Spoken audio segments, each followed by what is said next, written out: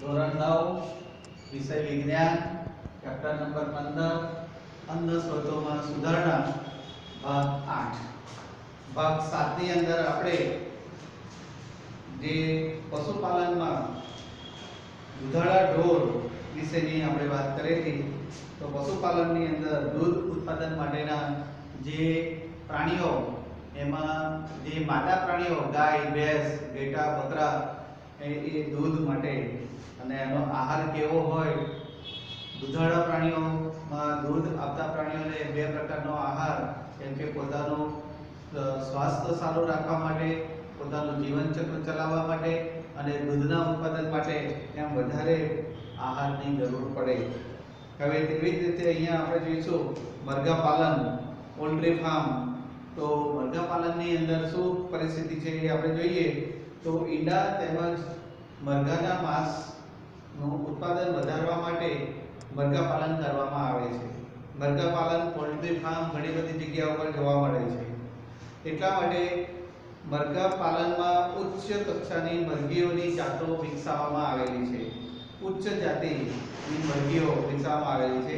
ઈંડા માટે ઈંડા આપનારી એટલે કે લેયર ઈંડા આપનારી મરઘી, લેયર મરઘીનું પાલન કરવામાં આવે છે અને માંસ માટે બોઇલર પાડવામાં આવે છે. એટલે ઈંડા આપનારી માટે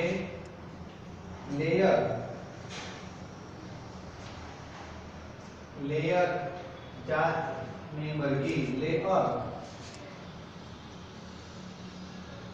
લેયર અને બોઇલર જે મરઘી છે તે માંસ માટે ઉપયોગી થાય છે. આમ બંને પ્રકારની જે મરઘીઓ છે એ અલગ અલગ પ્રકારનો જીવન નિર્વાહ ચલાવવા માટે એને ખોરાકની જરૂર પડતી હોય છે. એટલે નીચેના લક્ષણો આધારિત નવી નવી જાતોનો વિકાસ કરવામાં આવેલા છે. નવી જાતો બનાવવા માટે દેશી જેવી કે અસીલ અને વિદેશી જેવી કે લેગહોર્ન જાતોનું સંકલન કરાવાય છે. એટલે દેશી જાત જે છે, દેશી મરઘી એ અસીલ મરઘીની જાત છે અને વિદેશીમાં ની જાત છે એ લેગહોર્ન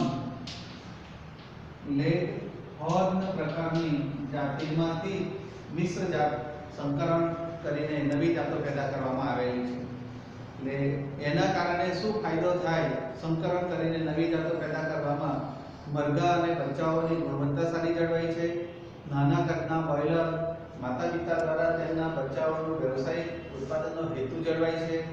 ત્યાર પછી ગર્ભીથી અનુકૂલન ક્ષમતા, ઉચ્ચ તાપમાનને સહન કરવાની ક્ષમતા એની અંદર જોવા મળે છે અને સાર સંભાળનો ખર્ચ ઓછો આવે છે અને એ ખર્ચની જરૂરિયાત પ્રમાણે ઓછો થતો હોય છે.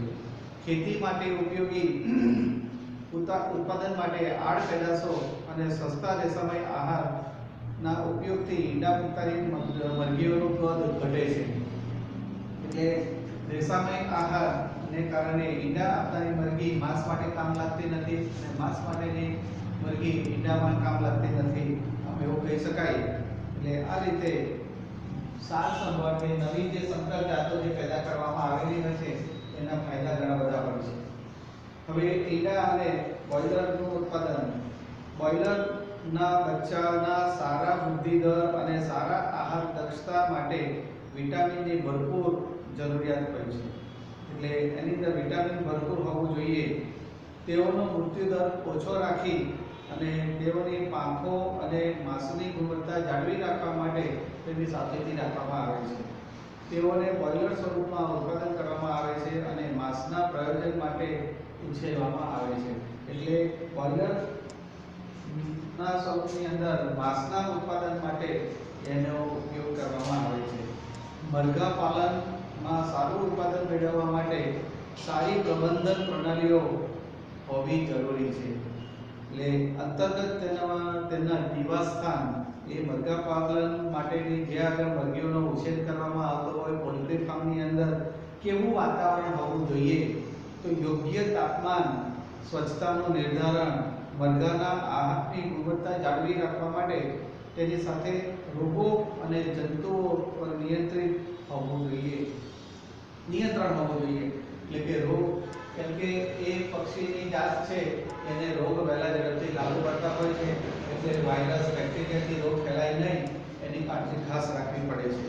જંતુઓનું નિયંત્રણ અને અમુક જે શિકારી પ્રાણીઓ છે એનાથી બચાવવા માટેના પ્રયત્નો કરવા જોઈએ. બોઇલરનું નિવાસ, પોષણ અને પર્યાવરણની જરૂરિયાતો ઈંડા આપનારી મરઘીઓમાં કેટલાક અંશે અલગ છે. એટલે બોઇલર માટેનું જે મરઘી માંસ માટે જે બોઇલર મરઘી વપરાય છે એના માટેનું વ્યવસ્થાપન જુદું છે અને ઈંડા આપનારી મરઘીઓ માટેનું વ્યવસ્થાપન અલગ જ હોય છે. એટલે બોઇલરના આહારમાં પ્રોટીન અને ચરબી વધુ માત્રામાં હોય છે. ઉપરાંત મરઘાના આહારમાં વિટામિન એ અને વિટામિન કે ની માત્રા વધારે હોય છે. એટલે મરઘાના આહારમાં વિટામિન એ અને કે ખૂબ જ માત્રાની અંદર જોવા મળે છે. જીવાણુ, વાયરસ, ફૂગ, પરોપજીવીઓ આ બધા હિંતાને કારણે મરઘીઓમાં ઘણા પ્રકારના રોગો થઈ શકે છે. આમ એટલે તેમની સાફ સફાઈ, સ્વચ્છતા અંગે પૂરતું ધ્યાન રાખવું જોઈએ. તેઓને માટે નિયમિત રીતે રોગાણુનાશક પદાર્થોનો છંટકાવ કરવો જરૂરી છે. મરઘીઓના સંસર્ગમાં રોગોથી બચવા માટે રસી અપનાવવી જોઈએ, જેનાથી રોગનો ફેલાવાગ્રસ્ત ન થાય. આ સાવચેતીને અનુસરવાથી રોગોના ફેલાવાની દિશામાં ઘટાડો થાય છે અને મરઘીના ન્યૂનતમ નુકસાન પહોંચે છે. એટલે મરઘીઓનું ન્યૂનતમ નુકસાન પહોંચાડવા માટે આ પ્રકારની વ્યવસ્થા કરવી જોઈએ. એટલે મરઘીઓમાં ખાસ કરીને જે જીવાણુ છે એટલે કે બેક્ટેરિયા, વાયરસ, એનાથી જે રોગ લાગુ પડે છે એ રોગ સામે રક્ષણ માટે રસીની વ્યવસ્થા, સાફ સફાઈની પણ વ્યવસ્થા સારી એવી હોવી જોઈએ, જેથી કરીને મરઘાઓના સંસર્ગ માટે રસી અપનાવવાથી સારા એવા મરઘાનું ઉત્પાદન પ્રાપ્ત કરી શકાય છે. એ મરઘા પાલનની વધારે વિગત માટે જો તમારે એક પ્રવૃત્તિ અહીંયા આપેલી છે કે મરઘા પાલનનો તમે જ્યાં આગળ મરઘા પાલન થતું હોય ત્યાં આગળ એની મુલાકાત લો અને એ વ્યક્તિ સાથે કયા પ્રકારની એની કાળજી લેવામાં આવે છે એ જોવાનું, અને મરઘા માટે માંસ, ઈંડા ઉપરાંત એની જે ચરક પડે છે એ ચરક પણ એક ઉત્તમ ખાતર તરીકે પણ ઉપયોગી છે એમ કહી શકાય. એટલે મરઘા પાલન અને બોઇલર એટલે કે ઈંડા આપનારી અને માંસ આપનારી મરઘીઓની જાતો અલગ અલગ છે એમ કહી શકાય. હવે પછીના આપણે ભાગની અંદર આપણે જોઈશું મત્સ્ય પાલન. મત્સ્ય પાલનમાં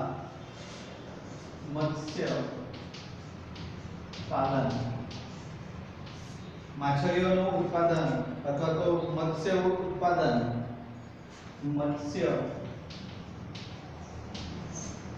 ઉત્પાદન,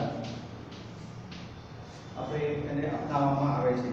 એટલે આહારમાં માછલીઓનો આહાર તરીકે ઉપયોગ હવે ધીમે ધીમે વધ્યો છે, કેમ કે માછલીની અંદર ભરપૂર પ્રોટીન હોય છે. એટલે પ્રોટીનનો એક સમૃદ્ધ અને સસ્તો સ્ત્રોત છે. માછલીના ઉત્પાદનમાં મીન પક્ષીયુક્ત માછલીઓ તેમજ કવચિત માછલીઓ જેવી કે ઝીંગાઓ અને મૃદુ તળાવનો સમાવેશ થાય છે. માછલીઓ મેળવવા માટેના બે સ્ત્રોત છે. એક પ્રાકૃતિક સ્ત્રોત જેને માછલી પકડવી એવું કહેવામાં આવે છે, અને બીજો સ્ત્રોત છે માછલીનું પાલન અને તેનું સંવર્ધન કરવામાં આવે એ બીજો સ્ત્રોત છે. માછલીઓના જળ સ્ત્રોતોમાં સમુદ્રી પાણી અને મીઠા પાણી, ક્ષારવાળું પાણી એટલે કે ખારું પાણી અને મીઠા પાણી એમ બંને પાણીની અંદર માછલીઓનો ઉછેર કરી શકાય છે.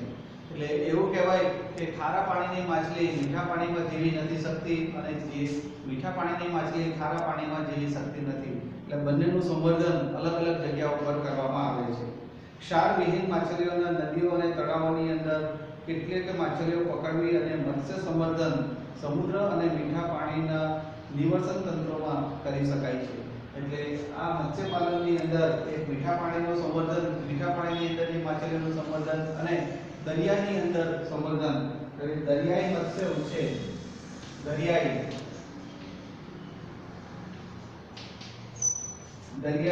મત્સ્ય ઉછેર. દરિયાઈ મત્સ્ય ઉછેરની અંદર આપણે જોઈએ તો ભારતનો સમૃદ્ધ દરિયા કિનારો 7500 કિલોમીટર 7500 કિલોમીટરનો દરિયા કિનારો છે. ભારતનો સમુદ્રી અને દરિયાઈ મત્સ્ય સંશોધન ક્ષેત્રે 7500 કિલોમીટર સમુદ્ર તટ છે. આપણા ગુજરાતનો જોઈએ તો પણ 1600 કિલોમીટરનો દરિયા કિનારો છે. એ સિવાય સમુદ્રની ઊંડાઈ સુધી માછલીઓ પકડવા માટેની વ્યવસ્થા પણ કરેલું હોય છે. સૌથી વધારે પ્રચલિત સમુદ્રી માછલીઓ તો સમુદ્રની જે માછલીઓ છે એમાં સૌથી વધારેમાં વધારે જોવા મળે છે પ્રોમ્પેક, મેકરલ, ટુના, સાર્ડિન અને બોબેટક પ્રકારની દરિયાઈ માછલીઓ ખૂબ જ મહત્વની છે. સમુદ્રી અને દરિયાઈ માછલી પકડવા માટે વિવિધ પ્રકારની જાળી ને માછલી પકડવા માટેની હોડીઓ નક્કી કરવામાં આવેલી છે. અને હવે તો સેટેલાઇટ અને પ્રતિધ્વનિ એટલે કે ઇકો સાઉન્ડ સિસ્ટમથી ખુલ્લા સમુદ્રમાં માછલીઓનો મોટો સમૂહની તપાસ કરવામાં આવે છે. એટલે સેટેલાઇટ દ્વારા કયા વિસ્તારમાં વધારે માછલીઓ છે એના વિશેની જાણકારી પ્રાપ્ત થઈ શકે છે. એટલે આ સૂચનાઓને આધારિત માછલીઓનું ઉત્પાદન વધારી શકાય છે. કેટલાક આર્થિક મહત્વવાળી સમુદ્રી માછલીઓનું સંવર્ધન કરવામાં આવે છે. એવી માછલીઓ જો જોઈએ તો મુલેટ, ભેટકી, પર્લ સ્પોટ, કવચીય માછલીઓ જેવા કે ઝીંગા, મુસલ, ઓયસ્ટેર, મોતીછીપ જેવી માછલીઓ સમુદ્રની અંદર નીંદણનો સમાવેશ કરીને ઉછેરવામાં આવે છે. દરિયાઈ નીંદણ મોતીછીપનું સંવર્ધન માટે ઉપયોગ કરવામાં આવે છે. એટલે ભવિષ્યની અંદર દરિયાઈ માછલીઓના ભંડાર ઓછા થવાની સ્થિતિમાં માછલીઓની પૂર્તિનું સંવર્ધન કરવું ખૂબ જ જરૂરી છે. અને આ પ્રણાલીને આધારે દરિયાઈ સંવર્ધન કરી શકાય છે. એટલે આ રીતની માછલીઓનું ઉત્પાદન કરી શકાય છે. ત્યાર પછી અંતઃસ્થલીય એટલે કે મીઠા પાણીની માછલીઓ અંતઃસ્થલીય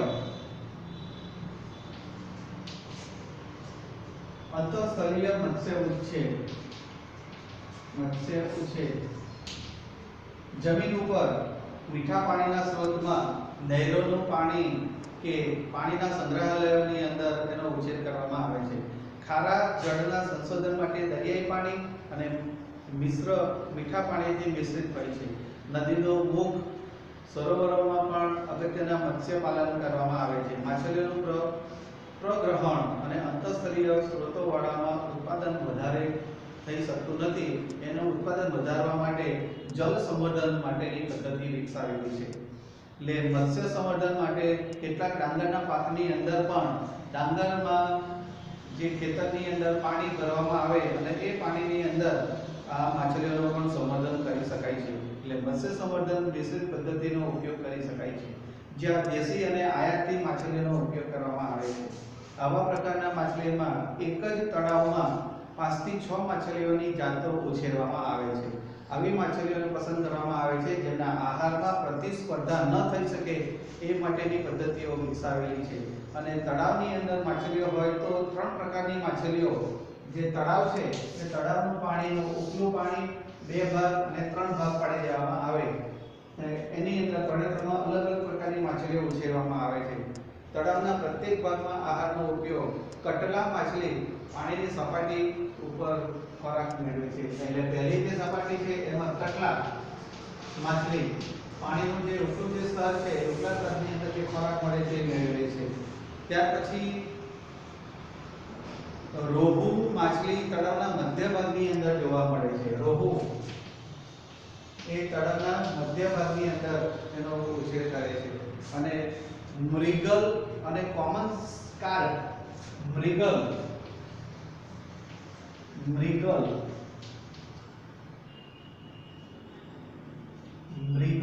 અને કોમન કાર્પ માછલી દરિયાના તળિયે જોવા મળે છે. અને આ ત્રણને ખોરાક મેળવવાની પદ્ધતિ અલગ અલગ છે. ઉપરની માછલી નીચે જતી નથી, નીચેની માછલી ઉપર આવતી નથી. એટલે અલગ અલગ વિસ્તારની અંદર એનો ઉછેર કરવામાં આવે છે. એટલે ખોરાક માટેની કોઈ સ્પર્ધા થતી નથી. આનાથી માછલીનો ઉત્પાદનમાં વધારો કરી શકાય છે. મત્સ્ય સંવર્ધનની એક સમસ્યા એ છે કે કેટલીક માછલીઓ માત્ર વર્ષા ઋતુમાં જ પ્રજનનની ક્રિયા કરે છે. અને મત્સ્ય ડીંબ દેશી જાતોમાં લેવા માટે અન્ય ડીંબોની સાથે તે ભળી જતા હોય છે, એટલે ખબર નથી પડતી કે કયા પ્રકારની માછલીનું ઉત્પાદન કરી શકાય છે. ને મત્સ્ય સંવર્ધન માટે સારી ગુણવત્તાના ડીંબોની પ્રાપ્યતા ન હોવાને કારણે એક ગંભીર સમસ્યા છે. આ સમસ્યાનું સમાધાન માટે પદ્ધતિઓ શોધાઈ છે. માછલી તળાવમાં આ માછલીઓનું સંવર્ધન અંતઃસ્રાવના ઉપયોગ કરીને ઐચ્છિક પ્રમાણમાં શુદ્ધ માછલીના ડીંબ મેળવવામાં આવે છે, એટલે કૃત્રિમ પ્રજનનની ક્રિયા કરાવીને માછલીઓનું ઉત્પાદન કરી શકાય છે. એટલે માછલીઓનું ઉત્પાદન એ ખૂબ જ અગત્યનો મહત્વનો ભાગ છે કે સ્થળીય માછલી ખૂબ જ રીતે ઉપયોગી છે. હવે આપણે છેલ્લો ભાગ જોઈશું, મધુમક્ષિકા પાલન. મધુમક્ષિકા એટલે કે મધમાખી ઉછેર. આ છેલ્લો ભાગ છે, મધમાખી ઉછેર. મધનો સર્વત્ર ઉપયોગ થતો હોય છે. મધમાખીના ઉછેરમાં ઉદ્યમ અને ખેતી અને બિન ખર્ચાળ પદ્ધતિ અપનાવવામાં આવે છે. મધમાખી ઉછેર ધનનું ઓછું રોકાણ કરવું પડે છે. ખેડૂતો તેનો સારા એવી ધન પ્રાપ્તિ કરી શકે છે. મધ ઉપરાંત મધપૂડામાંથી મળતું મીણ પણ ઘણી દવાઓમાં કે અન્ય ઉપયોગોની અંદર ઉપયોગ થતો હોય છે. મીણનો ઉપયોગ ઔષધોની અંદર પણ થતો હોય છે. વ્યવસાયિક રીતે મધમાખીના ઉત્પાદન માટે દેશી જાતની મધમાખી, દેશી મધમાખી અને ઇટાલીની મધમાખી એમ બે પ્રકારની મધમાખી છે. દેશી મધમાખીની જાત જુદી છે. મધ ઉપરાંત મધપીડા દેશી મધમાખી એપિસ સેરોના ઇન્ડિકા, એપિસ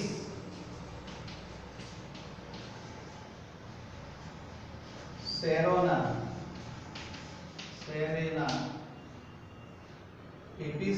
ઇન્ડિકા આ દેશી મધમાખી છે. એ સામાન્ય રીતે ભારતમાં જોવા મળે છે. ને એપિસ ડાર્સાટા એ પર્વતીય મધમાખી છે. એપિસ ફ્લોરી લિટલ મધમાખી છે, નાની મધમાખી.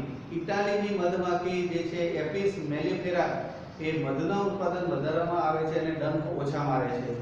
આ વ્યવસાયિક ઉત્પાદનમાં સામાન્ય રીતે તેનો ઉપયોગ થાય છે. ઇટાલીની મધમાખી મધ એકત્ર કરવા માટે ખૂબ જ અગત્યનો છે અને વધારે મધનું ઉત્પાદન કરી શકાય છે. તેઓના નિર્ધારિત મધપૂડામાં પ્રજનન અને તેની તીવ્રતા વધારે હોય છે. વ્યવસાયિક રીતે મધપાલન, મધુવાટિકા અને મધ માટેનું જે ફાર્મ એને બી કીપિંગ તરીકે ઓળખવામાં આવે છે. મધની કિંમત અને ગુણવત્તા મધમાખીમાં તેમના ખોરાક પર આધારિત હોય છે. મધ એકત્ર કરવા માટે ફૂલો પર તે નિર્ભર હોય છે. મધમાખીઓ ફૂલોમાંથી રસ અને પરાગરજ એકત્ર કરી પોતાનો ખોરાક પ્રાપ્ત કરે છે અને પુષ્પોની જાતો પરથી મધનો સ્વાદ નક્કી થતો હોય છે. એટલે અહીંયા આપણે આ મધુમક્ષિકા પાલનની અંદર કયા પ્રકારની મધમાખી છે એ ખાસ યાદ રાખજો. દેશી મધમાખી અને ઇટાલીની મધમાખી બંને અલગ પ્રકારની મધમાખી છે. અને હવે અત્યારે અહીંયા આપણો આ પાઠ પૂર્ણ થાય છે, એટલે આ પાઠની અંદર બધા ટૂંકા સવાલો અને સ્વાધ્યાયના સવાલ પણ તમારે તૈયાર કરવાના રહેશે. એટલે સ્વાધ્યાય પણ આનો પૂર્ણ કરજો. અસ્તુ.